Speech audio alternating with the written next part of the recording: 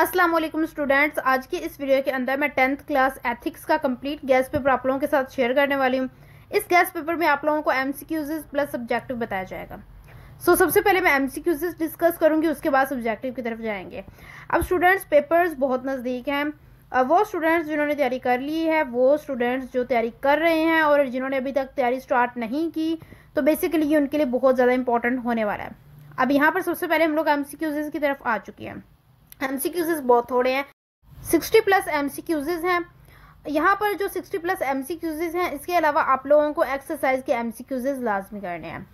ये वाले MCQs and exercise के एमसीक्यूज ये बहुत ज़्यादा इंपॉर्टेंट है। मैंने यहाँ पर आप लोगों को एडिशनल प्रोवाइड किए हैं और एक्सरसाइज के लाजमी करने होते हैं, क्योंकि हमारा जो पेपर होता है वो काफ़ी हद तक एक्सरसाइज में से आता है।